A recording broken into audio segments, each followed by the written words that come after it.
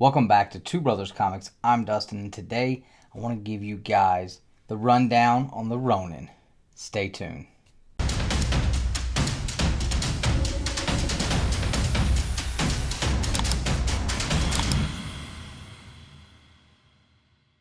Now, The Last Ronin is something we've all been looking forward to as a whole.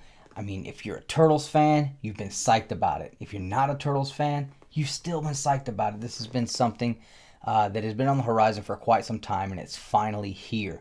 Now, The Last Ronin was written by Peter Laird and Kevin Eastman a long time ago. Decades ago. And they have done some revision along with Tom Waltz, who is writing the current IDW run. And I gotta say, these guys did a fantastic job. Waltz is doing a great job helping Eastman out with the script on this. It's been fantastic. I love it so much. The artwork inside, the artwork by the Escorza brothers has just been fantastic through this first issue. I loved every bit of it. I love the colors as well. It had that real kind of dark edginess to it with the way that they colored it, and it really made you feel like this is part of the old Mirage universe, which is where this derives from.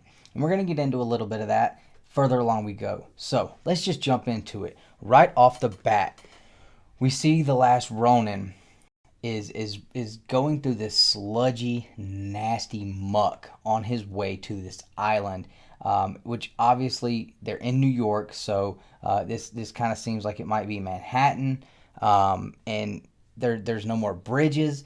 It looks like it's basically been cut off from the rest of society for a long time.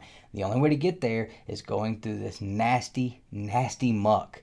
Now, on the first page here, it's crazy because I kind of really thought right off the bat, just in the first page, that this is not Donatello, because you get in here and he starts talking about the toxicity levels, because The Last Ronin is communicating. There's a conversation going on with the other turtles this whole entire issue, and when they start talking about toxicity levels and running tests and this and that automatically told me, okay, that sounds like Donatello talking there.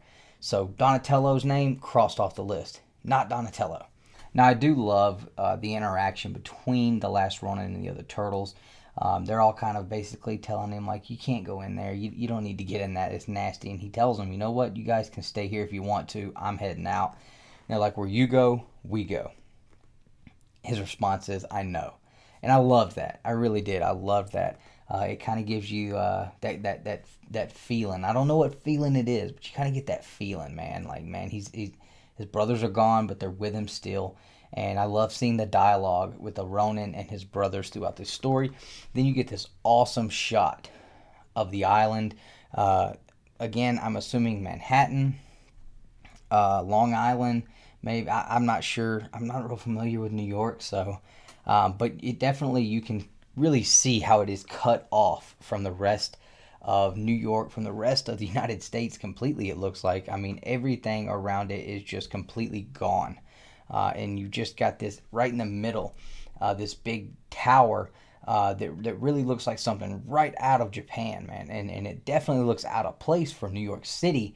And it's definitely the focal point of this futuristic city we're seeing here. So obviously, you know, that is where he's going to be headed. And you get some really great panels in the upcoming pages of The Last Ronin, going through this mud and then just kind of peeking up, and you get like from right here up, coming out of the mud. And this is probably one of my favorite panels, throwing the ninja stars, knocking out the cameras. I mean, doing all the old school moves, man. The old school, the ninja stealth mission, heading in undetected and going after the bad guy. Now, he does make a point to say here, when he gets to the outside walls, a couple of old dusty cameras and rusted barbed wire. It would seem like they're trying to keep people in more than they are keep people out. And I don't know if that's foreshadowing to what's going on inside of this place or not, but I thought it was interesting that was mentioned there. And of course, he makes his way in. He's like, hey, I'm getting in or I'm dying trying. Whatever I got to do, I got to get in here. So right off the bat, man, through the first few pages, this story is just run and gun. It is just off to an awesome start.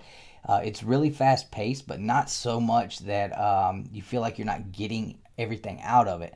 And I've read it a couple of times now, and I'll probably read it a couple of more times. So let's keep checking this out, though. Let's talk about the next couple of pages. So the Ronin makes his way inside of the walls here, and you can tell he's unfamiliar with what's going on here. It's been a while since he's been in here, and we find out later that it's actually been over a decade since he's been inside of this city, which kind of poses the question to me, what's been going on for the last decade with this turtle? What was he banished from the city? Has he been in hiding? Has he just been in waiting for the perfect time? What has caused this turtle to not be familiar with what's been going on inside of the city for the last 10 years? And he immediately is looking for some wheels, looking for something to move this along. So he yanks a motorcycle. Now, when he stole the motorcycle, on top of that, the first weapon he pulled out was one of the sais. And I'm like, okay, he's donning the sai. Now, he's obviously got all the weapons, but he pulls the sai first, and he steals a motorcycle. Now, that's a Raph move all day long. Raph, motorcycles, all day long. So I'm like, okay, gonna keep that in mind. Maybe it is Raph. Now, I wanted it to be Raph, but I really did not think that was who it was going to be, and we'll get to that later on. So we see a group of it looked like younger teenagers standing there. You had one guy standing there, he's wearing Cyclops-looking sunglasses, so apparently now those are cool, and I wouldn't put it past it because, let's be honest, fashion now these days is just off the wall and as crazy as you can get. So wearing a pair of X-Men Cyclops sunglasses, like, hey, I expect it at this point. But the interesting thing was, one of the young ladies that was with this group's last name is Jones. So immediately, that obviously is going to spark, okay, is there a relation? Is there a relation here between this character and Casey Jones? Definitely expect to find more on that, and expect them to do some development on that issue there as the story moves on. Now, as our Ronin is on the bike, I mean, this is some of the coolest action panels that I've seen. And it is so Turtles-esque right here. It is awesome. And again, really made me think Raph. Just slamming the bike into gear and then hightailing it straight through a crowd, running people off the sidewalk, doesn't care at all. Again, more Raph thoughts. More thoughts that this is Raph. Then pulls out TNT, lights it off the back tire, drops it in the front of the bike, and slams the bike off to create a diversion, blowing the bike up. And I'm like, this is like chaos. I mean, just caution to the wind, Raph style stuff here. This has got to be Raph. Maybe I'm going to get what I want. Not what I thought, but maybe I'll get what I want. We'll see. Now, he gets lucky, and he's able to kind of bust into the side of this wall. And once he gets in there, it's just a bunch of crazy wires and ductwork and pipes and stuff. And he makes a reference here. He says, you can take the turtle out of the sewer, but you can't take the sewer out of the turtle. And it's really cool to see him digging through all of this stuff. And the other turtles are like, what are you doing? This is not, this isn't what you need to be. And he works through all this, and then there it is. Ah! A sewer lid, man. It's a sewer lid. He knew what he was looking for. He knew where he was at. Pops that sewer lid, and there is a freaking, some kind of motion detector, some kind of alarm set on that sewer. Immediately when he pops through, beep, beep, beep, beep, beep. So that kind of made me think too, like, okay, why would they be putting alarms attached to sewer heads? Why would they be doing that for manhole covers? They had to have been anticipating a possible return, or maybe just in case these guys make their way back. I don't know. Maybe they're just all over the place. But I just found that really interesting, that specifically covering a manhole lid. I just really thought that was interesting, because who else comes through the turtle? Were they expecting Killer Croc to run up out of there? No. It's a turtle story, so I don't know. Maybe that'll come to play later on. We will see. So immediately we finally come in contact with the new Foot. And these are like robots. But we find out that one of them, when he takes him down, it seems like it's got a human head.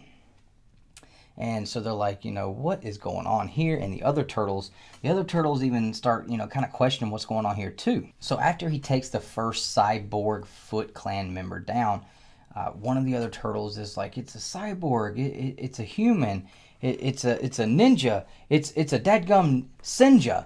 So it kind of sounded to me like when I was reading that, I really thought Mikey in my head. I thought that sounds like Michelangelo, kind of cracking some jokes, doing some playing on words. That seems like Michelangelo's thing. So I said, okay, now I have Donatello crossed off the list, Michelangelo crossed off the list. Tons of points in Raph's category over here. So I'm trying to narrow this down in my head while still trying to be a little bit open-minded on the fact that this has been so many years in the future.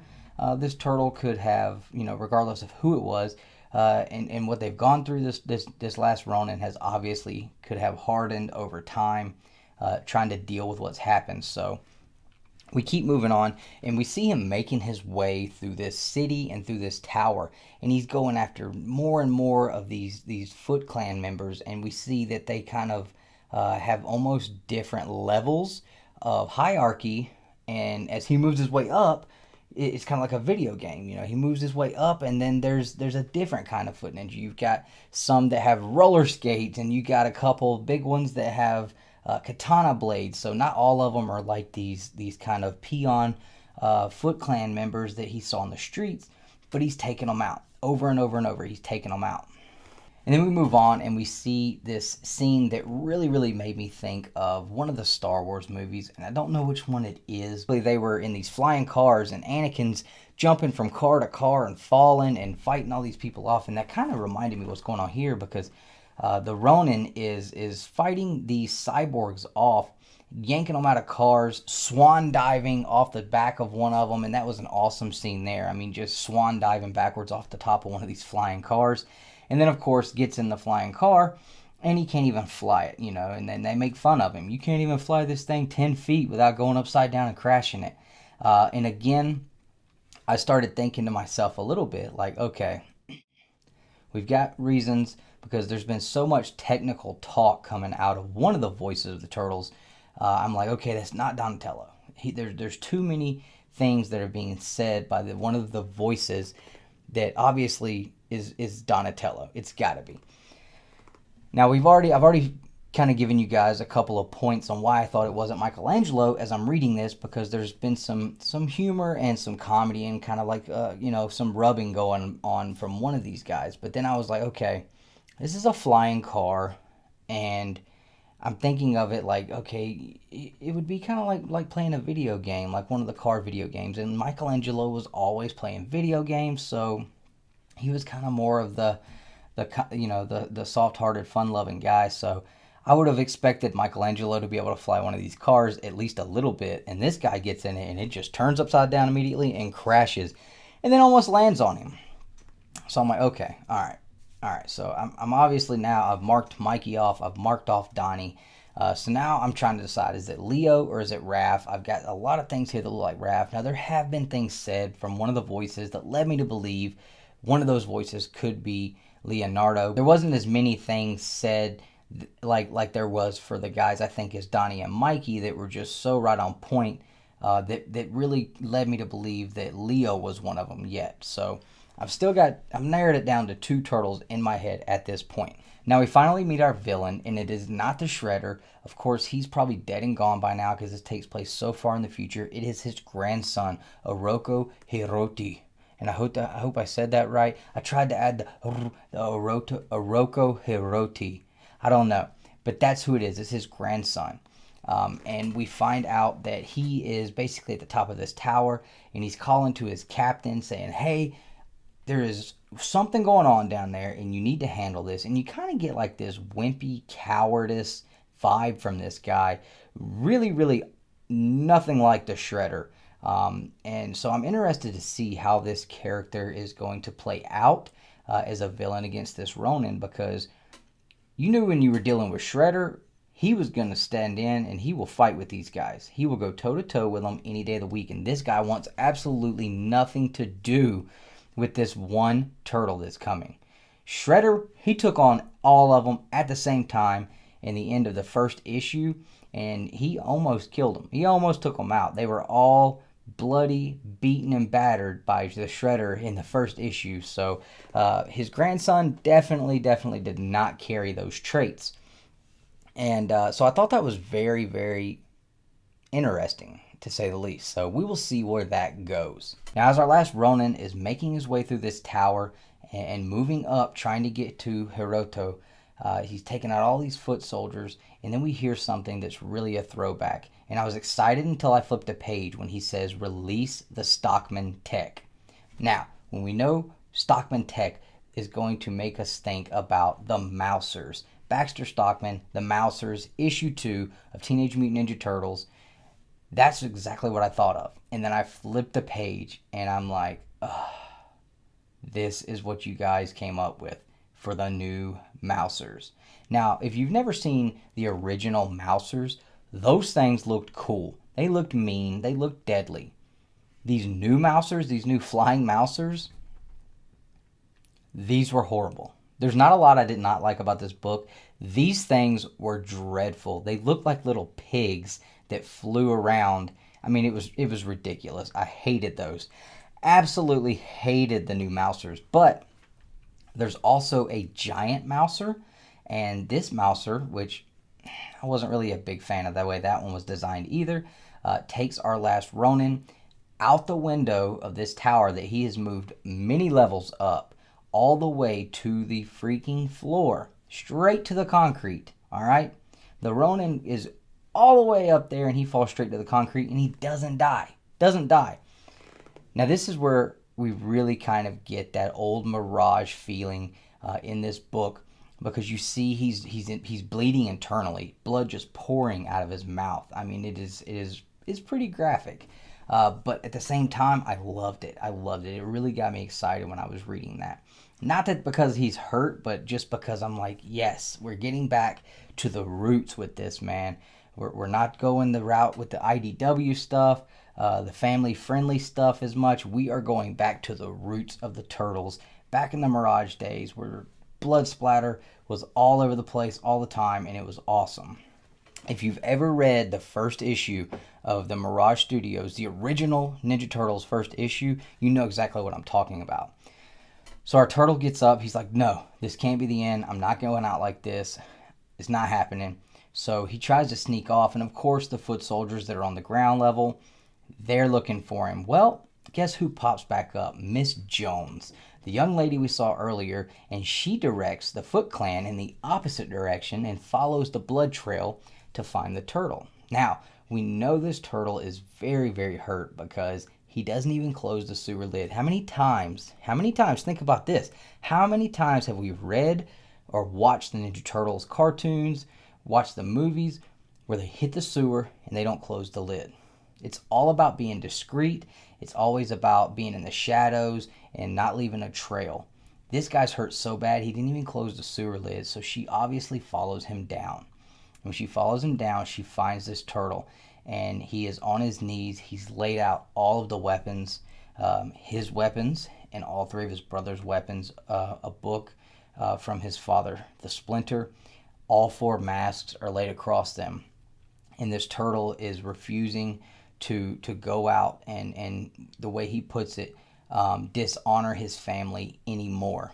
Now, this also kind of made me feel, again, that this kind of seemed like a Raph thing, because Raph always seems like he's the one who has always been the hothead and, kind of just flew off the handle and caused problems for the Turtles. None of the other characters really ever had that problem as much. So that really made me think, like, dishonoring my family more, or dishonoring my family again. Like, is this Raph? Did he do something, fly off the handle and leave his brothers a man short or something, get himself captured and they were killed? I mean, I'm running through all these scenarios in my head, and he is about to go out with honor. And Miss Jones comes down there and she interrupts him, and then he just faints. He falls over. He wakes up and he has no idea what's going on, but his three brothers are surrounding him. Of course, they don't have their masks on. And each one starts to talk. And again, you've got one of them that's kind of cracking jokes about, if he doesn't wake up soon, I'm going to eat the last bagel. If that doesn't sound like Michelangelo, then I don't know what does. Because no matter what's going on, Michelangelo is always thinking about food, and he's always joking around about stuff. So that immediately made me think again, that sounds like Michelangelo so much. I can't think of any of the other three that would say something like that. You know, at a time like this where this guy is like hurt, he's beaten down, he's near death. Then we had the other two talk, and I finally thought, okay, both of these guys, what they're saying and the narrative here really does sound like Leo talking here, kind of giving that brotherly advice and trying to almost make him feel better, trying to talk to him about what's going on. He realizes he is in their old sewer, and he's trying to make sense of what's going on, and he's awakened by another voice. And he opens his eyes, and it's April O'Neil, a much older April O'Neil from what we've seen before. And immediately I'm like, okay, this is awesome. I wonder if this little girl that has been running around, well, she's not a little girl, she's obviously at least a teenager. I've been calling her Miss Jones. I'm wondering if that is April's daughter. April and Casey maybe had a daughter, and is this her? We didn't get that answer, but the very last thing that is said is, "Who were you talking to, Michelangelo?"